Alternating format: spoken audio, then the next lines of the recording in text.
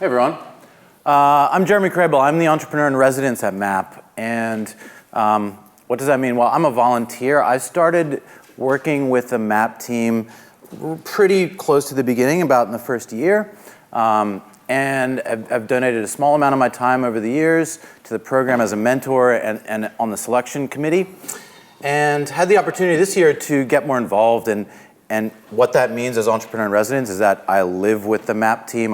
I run my business out of the MAP office, and I give more time than I have in the past to the program. And during the program, what that means is that I'll be available to all of the members of the MAP team. I make myself available to all of you in the lead up to the application process if you'd like feedback on your pitch, as well as giving sessions like this. So, MAP, I guess most people went to the info night the other night.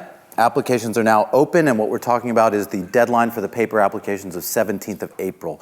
So you have time between now and then to not only improve your pitch, but also improve the traction that you have as a business. We talk to a lot of people who at this stage, they're sort of asking what traction is, and there's a lot of different ways to define traction, and I'll get to some of those, but you have an opportunity between now and the 17th of April. Every single person, no matter what you're doing, you can improve the traction of your pitch and of your business, which will improve your business even if you're not pitching to MAP.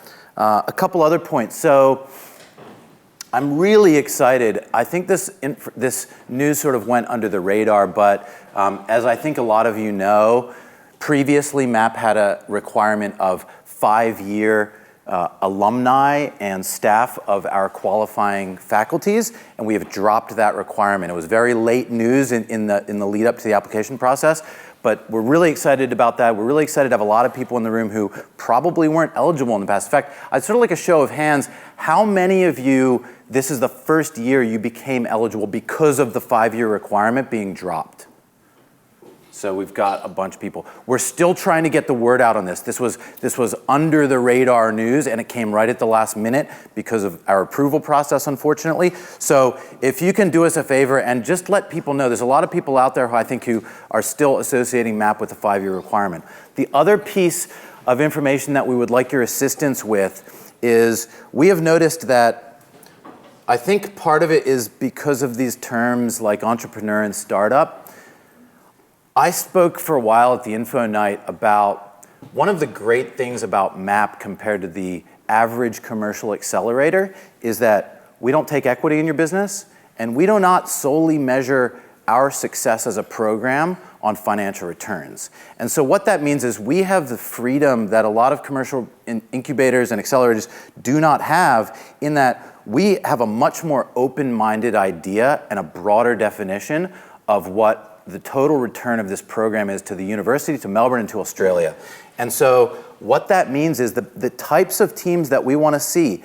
You may look at the list of the teams who have come into MAP in the past and surmise that this is a program for high-tech startups, traditional high-tech startups mostly.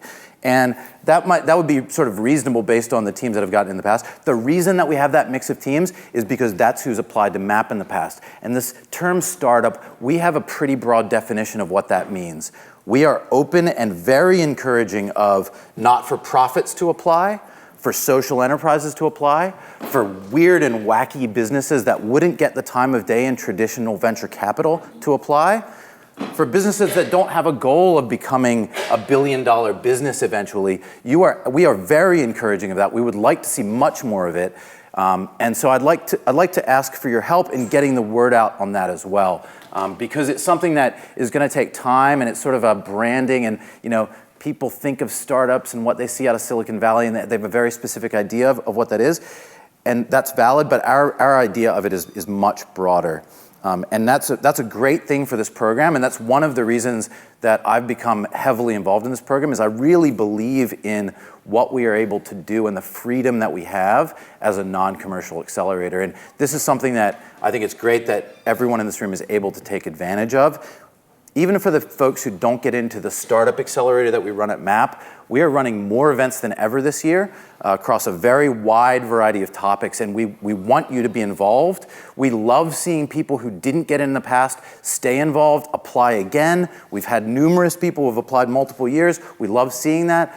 Quite a few of them have eventually gotten in, so don't be discouraged that you can't engage with MAP, regardless of the outcome of the application process. Or even if you feel that you're not ready this year, we run a number of programs, pre-Accelerator type programs, which you can find on our website, which prepare you for that. But let's get into why we're here. So this is our eligibility. I think most people are aware of this. So what this eligibility criteria means is at least one of your team needs to be a student, staff, or alumni of any time from these participating faculties of the University of Melbourne. And we took one big step in broadening the criteria this year. We'd love to see that broaden in the future as well. Just really basically an overview of the application process and the selection process. So where we are right now is you are preparing to submit an online application and video. Those applications close on the 17th of April. We encourage you to not wait till the very last minute to submit your application, because sometimes people have technical issues, or sometimes you might have a problem. We would encourage you to apply not right at the last minute, but there's some benefits to waiting because of your ability to develop your pitch, to get feedback on it, as well as to develop the traction of where you are as a project.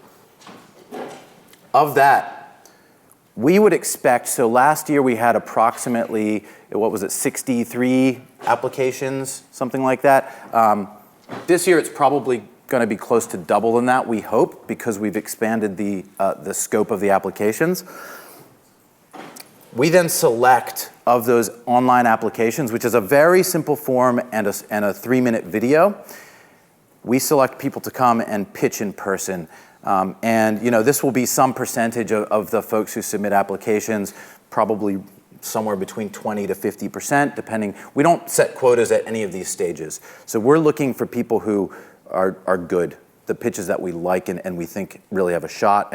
And as I mentioned at Info Night, we really look for teams that we believe we can assist during the program. So we believe that to be an important part of what we do is we're not looking for the absolute best businesses. We're looking for the best startup teams that we can assist the most during the scope of this program. So that's a little bit, again, different than what you see in some other commercial accelerators.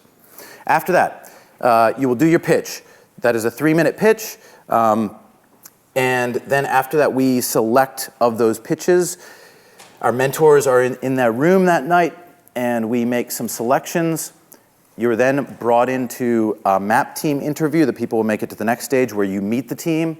This is a 45-minute interview, and there's no filter at that point. That is really just for the team to get to know you better. Everyone who makes it to that point will also make it to the selection panel, which is our selection panel of a handful of folks who have been around for a while and have been involved with the program and very experienced, asking you questions. You're going to do your pitch again, and we're going to have an interview of about 15 minutes. That's it. After that, we're going to make the decision on the 10 teams that get in this year. So, and then the induction 18th of May, launch party 25th of May. And as I mentioned, the show is not over there. If you didn't get in, please stay involved. So, application workshop, the purpose of this session is to help your pitch and help your chances of, maximizing your chances of getting in a MAP. And so when you talk about the basics of what would bring you to this room and what will bring you to apply to MAP, you're going to want to have an idea. It's not too late to even start from an idea. We've had quite a number of applicants who at this point are still sort of in ideation, but you have a lot of work to do between now and April 17th if you're going to make it through the process, because this is a competitive process and there are people who have been doing what they're doing for several years, several months, and have all different varieties of traction. But even if you didn't have an idea yet, that does not guarantee that you will not get in, and we want to hear from everyone. So, and then a team. So a team is not required. I think there was a question at Info Night that indicated that maybe the word team on the website can be confusing to people. We are absolutely open to solo founders. So if you are a solo person on a project, there's no requirement to have a team. You are a team of one, is how we view it. Your team is an important part of your pitch, and conveying who those people are in a small amount of time, because you only have 3 minutes total, is a very important part of the pitch. And we want to hear who you are and sort of why, what the connection is between who you are and what you're doing in this pitch. And then finally, do you want to do MAP? So MAP is not for everybody. And if you think it's not for you, then I would encourage you to not apply, because you can talk to past teams, you can figure out, hey, this actually isn't really what we need right now, but we can point you in a lot of different directions, whether it's you think you're too early or too late, or you just think that this is not the type of program that you really want to benefit from. There's a lot of other programs out there that we've got resources to connect you with. All right, so we've sort of talked about that. I want to emphasize that this application process is about the pitch, and that's good and bad. I think it at times can feel like a pitching competition, but we as a selection panel really believe that this 3-minute pitch format it's ultimately a compromise, right? But we believe that it is a very strong indicator of who will be good and who will benefit from MAP, and the best teams will make it through. And you know, there are a lot of things you can say about the pros and cons of a pitching process, but that's what this is, for better or for worse. And so the way that you need to think about getting into MAP is optimizing your pitch to present what you're doing in the most accurate and best light. So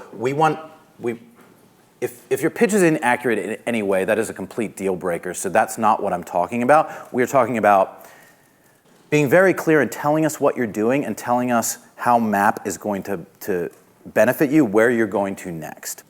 Correct.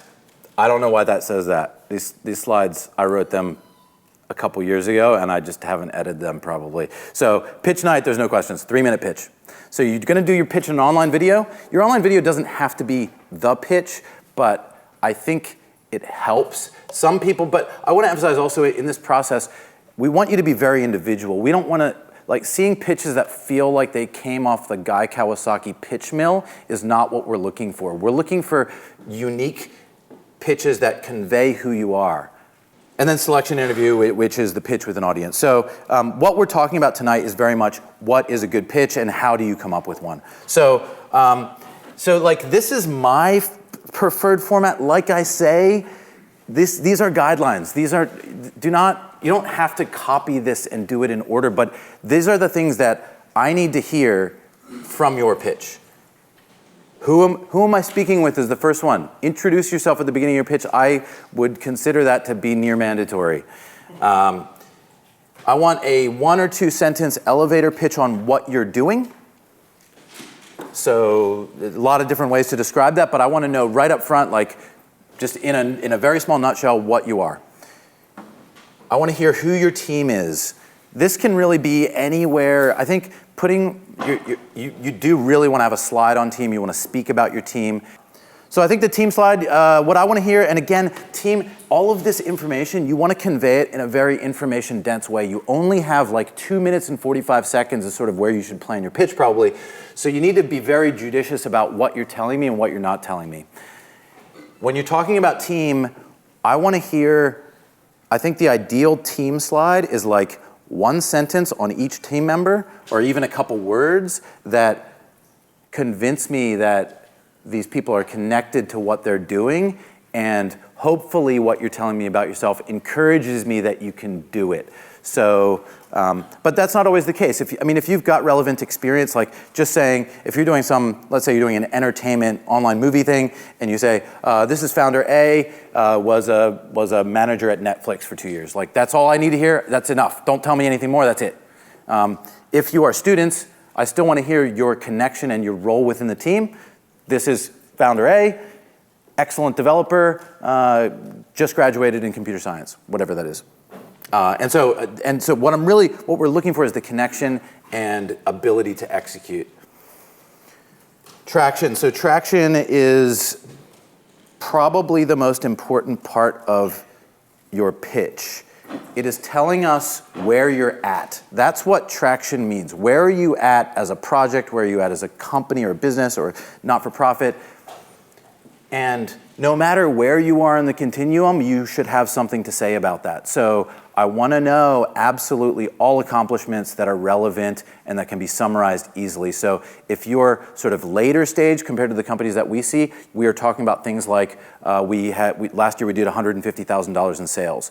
If you are, we won some competition. If you are earlier stage, there's still many ways to gain traction and talk about traction. One of the things that I really, if folks in this room don't know what the sort of Steve Blank lean startup customer development methodology is, you need to go and learn what that is and incorporate that into what you're doing as a business. You don't need to do this for your pitch. You don't need to do this to get into MAP. You need to do this because it is for almost all types of teams that we see coming into MAP, it is the best way, if you read and apply that information, to develop an idea and develop a product and develop a customer base. I have already spoken to at least 10 people who intend to apply to MAP who believe that if you build it, they will come and are doing field of dream style product development, and they haven't talked to a single customer. Don't do that. Do not do that. So, and how does that apply to traction? Well, that's a good question. So we want to know where you are in customer development. So even if you're very early stage, like just an idea, we want to see, is that idea validated? Who are the people that you've spoken to? What are they saying? And what have you learned from that? That is more important than where the product is at. And if you're dealing with, for instance, things like web products and websites, it's fine to show us a picture of it in your pitch.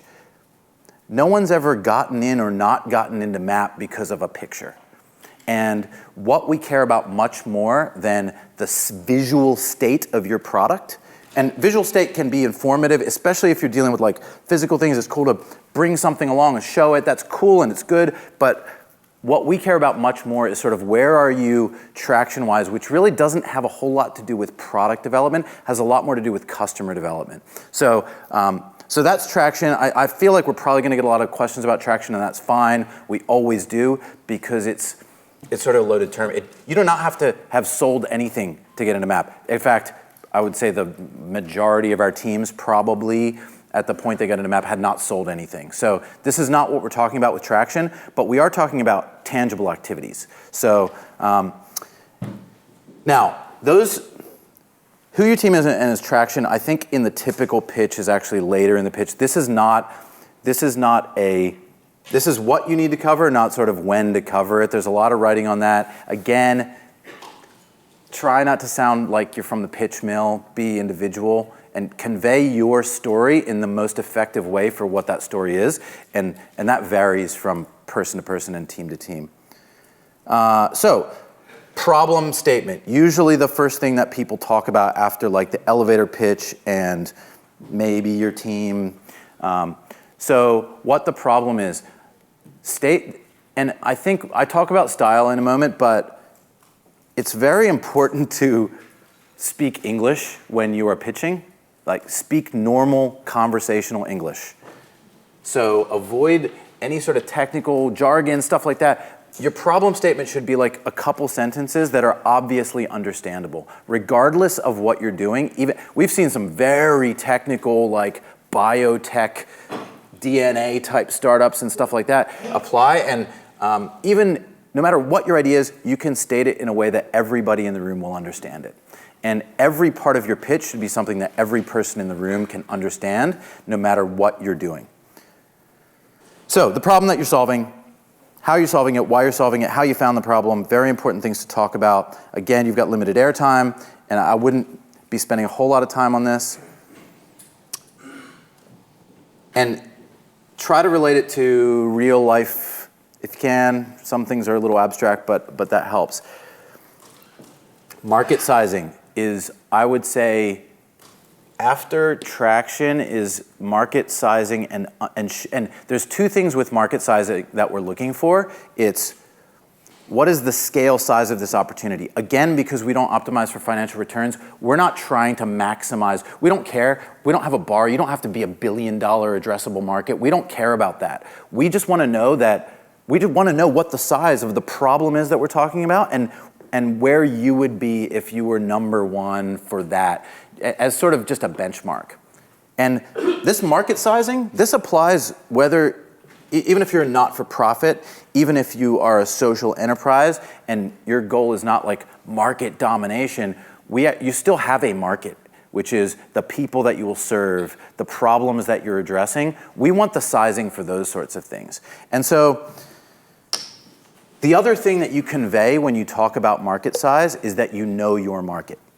And a significant number of our applicants do not understand their market and haven't even done like 30 minutes of Google research to understand the market.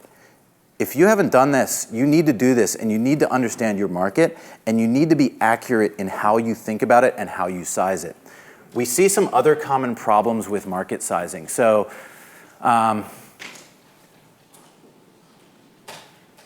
when you read the online literature about pitching and about how to pitch and lean startup, there's some certain terms that are used that things like SAM and TAM and SOM, and I do not like hearing those terms in a pitch because they're not normal English and they're not how people speak. So I don't want to hear them. Some people feel differently. It's just not what I want to see. I want you to describe your market in normal English and in a way that's accurate and that shows that you understand it. So with that, there are some other problems that we see. We do want you to understand the concepts that I just mentioned, things like total addressable market. And we want you to apply that when you talk about market sizing in a way that reflects that you understand what addressable market is. So let me give you an example. I'll make one up. So if you're producing a specialty light fixture that is a luxury light fixture that goes into wealthy people's homes and is fancy and maybe it's branding related, do not tell me what the total size of the furniture market is, because that is not your addressable market. And this is something that a lot of people do. You can start with that, and the types of things that I would be interested in hearing that are exciting is if you said something like, well, the Australian furniture and fixtures market is $3 billion per year, the global is $300 billion, I'm making these numbers up, don't check them, is 300, 25% of that is light fixtures, but what we found that's interesting is that luxury light fixtures are currently only $50 million a year, but they're growing year over year at 30%. So don't use that as a template for what you think about market sizing, but what that has just conveyed to me is that you understand where you sit in the market, you know that there's an opportunity here because you've identified a little growth niche. Hey guys, feel free to move in. We got tons of seats. You don't have to stand back there if you don't want to. You're allowed to, but we've got tons of seats. So come on down.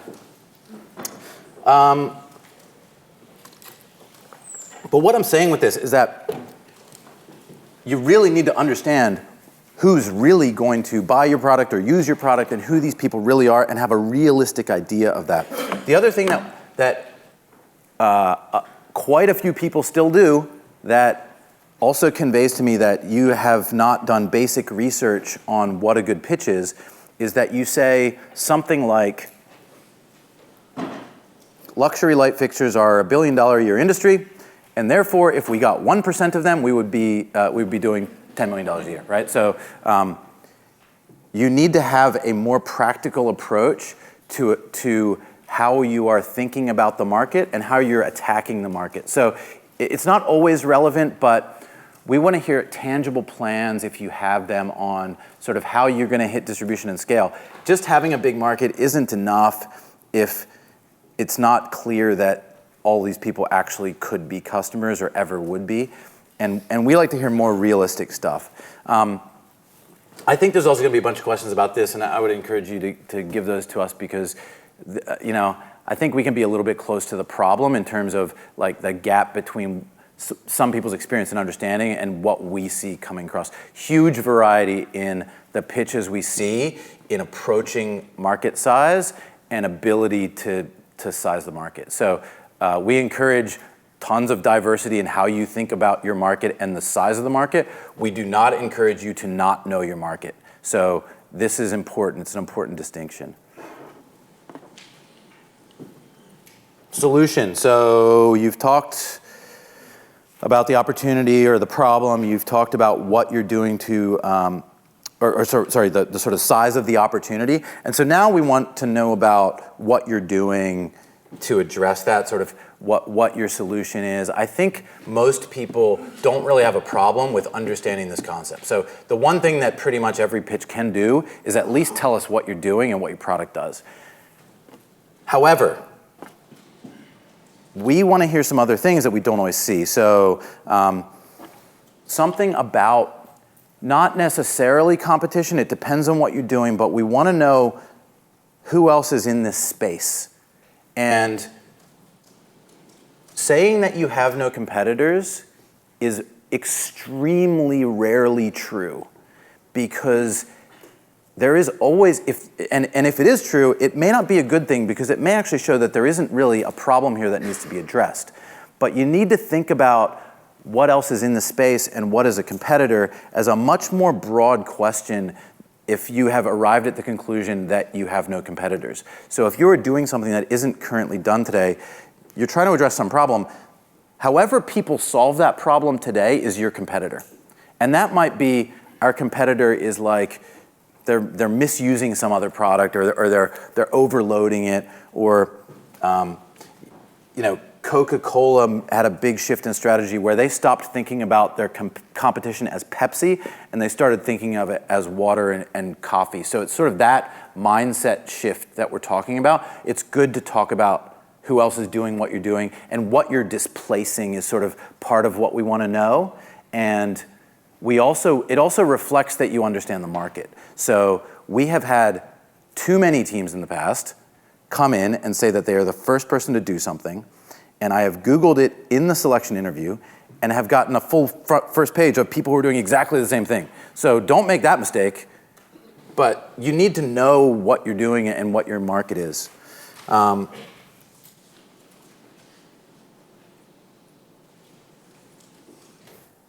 Why are you better? Depends on what you're doing, how relevant that is, but we do want to know what is sort of like, if you've got a bunch of solutions or products or services in your area that are already doing something similar, we do want to know what sets you apart. I think that people tend to overvalue kind of product competitive advantage more than execution competitive advantage. So, I think it's good to have barriers to entry and competitive differentiation, but there are a lot of businesses that really don't heavily rely on that. They see an execution or distribution opportunity and they're using that. So again, this totally depends on what you are doing, but you want to incorporate what this is telling us, this part of the pitch is, yes, you know what you're doing. Yes, there's something here in terms of an opportunity. Yes, you are able to address it and have a plan. And also, the extent to which we believe you could be successful can depend on these factors as well. So those are all things that we're looking for. How will you make money? It's in caps. It's not a requirement. What is a requirement is what your model might be. And no matter what you are doing, you should be able to tell us what's the sustainability and scalability model of what you're doing. So this is actually not about how will you make money. It's about how will this thing grow and what is your plan. So a lot of people, I think, and this is also not always necessary, it's fine to be working on a project that sort of has the early Twitter, Facebook business model. We don't know yet, but we think that we'll be able to gather a whole ton of people. If you are doing that and you expect to be successful and you think that that answer will eventually be advertising related, that group of people that you're trying to aggregate better be super huge, because advertising in that sort of like any business where you're just trying to hit scale of users, no one pays you anything except your advertisers, very, very difficult to make work if the numbers aren't giant. So we don't see a whole lot of those businesses anymore. I think that there's still a lot of opportunity out there, and we don't discourage those types of business. I think there's lots of good ideas. They are very hard and expensive to make work. It's very rare for any of them to work without raising tons of money. So just things to bear in mind. We want to know how MAP will help you. And you don't necessarily have to tell us that. What we want, it's very important to us in the selection process that we are selecting teams that we believe will greatly benefit from the MAP experience. And what that means in practice is very personal to individual teams. We've had teams of all sorts of plans, all sorts of time scales. We've had some like pharmaceutical pilot type people. If their product works, it's going to take 10 years. So this isn't about, we're going to kill the world in 5 months. This is about what can MAP do for your team in the time span that we have. And we want to make sure that this is a mutually beneficial relationship. And so this also, something else that we look for is we really look for teams that we believe can have a lasting effect and a lasting benefit to the nascent but growing ecosystem that we are helping to develop in Melbourne. And so a big part of that is we want you to be successful at the end of the program. You don't have to be. You're not going to be whipped like some commercial accelerators will whip you if you are showing signs of not coming out the end with certain numbers that we want you to hit. We don't have anything like that. In fact, we've had a number of teams that during the program, before the program was even over, killed their original idea or project, started a new one, or dramatically changed what they were doing. And that's encouraged. We want you to fail fast. We don't want anyone wasting time because they feel like they're on a treadmill. This isn't what MAP is about. And that's how we sort of look at the mutually beneficial aspect of MAP. And like I said, it takes very different forms. I don't necessarily, and I would actually sort of, if you think that your pitch can convey this without actually talking about it, that's great because it allows you to use your airtime on other topics. But this is an important thing that we look for in the teams that come in. Say thank you at the end. Do not go over time. We are extremely strict on time. You will be buzzed at 3 minutes and sort of Kane style taken off stage. So make sure that you do not go over time. I would recommend practicing your pitch for 2 minutes and 45 seconds to target that as your length. But whatever works for you, different people have different speaking styles, whatever. All right, so things that will make your pitch better. You need to watch 100 pitches. If you haven't watched 100 pitches, you're not going to know what a good pitch looks like. Watch 100 pitches. There's thousands and thousands of them online. These slides are online. They got some recommendations. You should watch a lot of pitches and take notes on what made them good and what made them bad and what you think could be incorporated into your pitch to improve it. Again, we don't want a pitch mill. We want you to, in a unique and individual way, convey what you are doing that is unique and individual. All right, style stuff. This is my opinion, and these are not really even recommendations. These are the things that I think stylistically improve a pitch. They don't work for everyone because these are very personal things, and not everyone, for instance, is enthusiastic or conveys it. So the things that I like stylistically in a pitch, I love enthusiasm because you should be enthusiastic about what you're doing, but different people convey this in different ways. I think it's just a universally useful attribute, and hopefully you're enthusiastic about what you're doing. I want to see your team. You're here applying for a program that hopefully will change your lives. And so if your team isn't present, I want to know why. And that's super quick. These are our two of our three founders. Unfortunately, our third one is currently pursuing his PhD in Cambodia, and he's defending his thesis tomorrow, whatever that is. So I want to hear if your team isn't in the room, but your team should be in the room. And again, stylistically, and different teams are different, and we've seen plenty of good multi-person pitches, but I believe in general that your best speaker of your team should present your entire pitch. Like I said, we've seen plenty of good multi-speaker pitches, but I believe in general, we see too many of them. And pitches that would be improved if it was just one person talking to me and the other folks standing at the front of the room when the pitch is being given. And it can also be a distraction. If you've got 4 people and you're trying to divvy up a 3-minute pitch, you are wasting some time and sort of wasting attention. When you're talking about things like business model and market size and product, you need to pick. If you've got options that you're really debating that are on the table, in this 3-minute pitch, you probably should pick one. You should, and it's totally fine to say, we actually aren't sure what the business model is. We have a couple options. Right now, we think that the best option is selling it for $7.50 via, physical retail or whatever that is. What we don't want to see is, we think it's either going to be this where we're going to do this, or this where we're going to do this, or this where we're going to do this, because you've just wasted some time in your pitch, and it hasn't improved your pitch. It's actually made it look more like you really don't know what you're doing.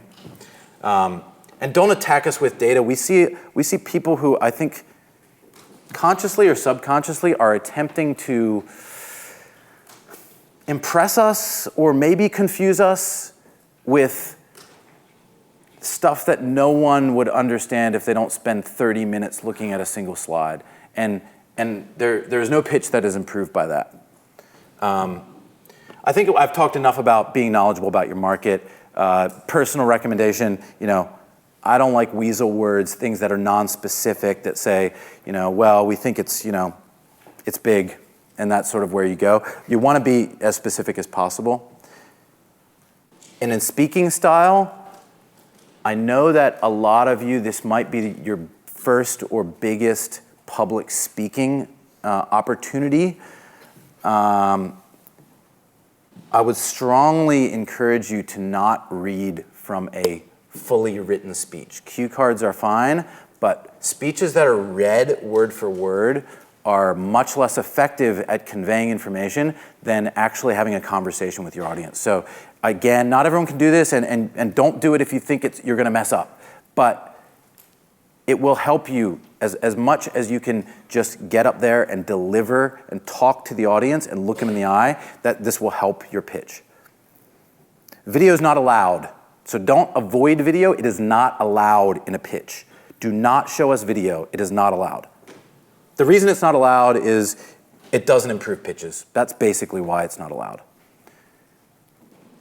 And be brutal in editing and practicing your content. Practice it in front of as many people as you can. Get feedback. As I mentioned, I make myself personally available to any person who is applying to MAP to get, depending on how busy I am, anywhere from like 10 to 20 minutes of feedback on your pitch. As many times as you want throughout the application process. Don't take too much advantage of that. I'm a busy guy, but we give you resources. This is one of them. Getting feedback is another one of them. We want your pitches to be the best possible when you come in the door, and we want everyone to be on an equal footing in terms of the information that you have access to. So take advantage of these resources because they're there to help your chances of getting into MAP. And really, these activities help what you're doing as a business. Even if you think, I'm never going to talk to VCs, I'm never going to raise money. Going through the process of developing a pitch is a very helpful exercise, and it's something that you should do. Don't talk about other teams. I feel like I shouldn't say that. I don't have to say that, but it does happen. Just don't talk about other teams in your pitch. It's irrelevant. Content stuff, I'm sort of going over time, so I'm going to keep this brief. We've talked about competition. We've talked about show me the money. We've talked about know your market. We've talked about give me facts. I do want to emphasize that we're not looking, don't try to cram as much information as possible into 2 minutes and 45 seconds or 3 minutes, because that will also affect the quality of your speech. Cut down the facts, be able to speak at a normal rate like you're having a conversation. These slides are available, will be available online, by the way, just in case anyone doesn't know that. And yeah, deck-to-speech ratio. I'm not personally a huge fan of the decks that are just photos. I think that's a little bit maybe played out, and you can do better than that. But I also don't like to see decks that are like tons of text. And again, this is something that you will ascertain if you watch a lot of pitches. That will help you.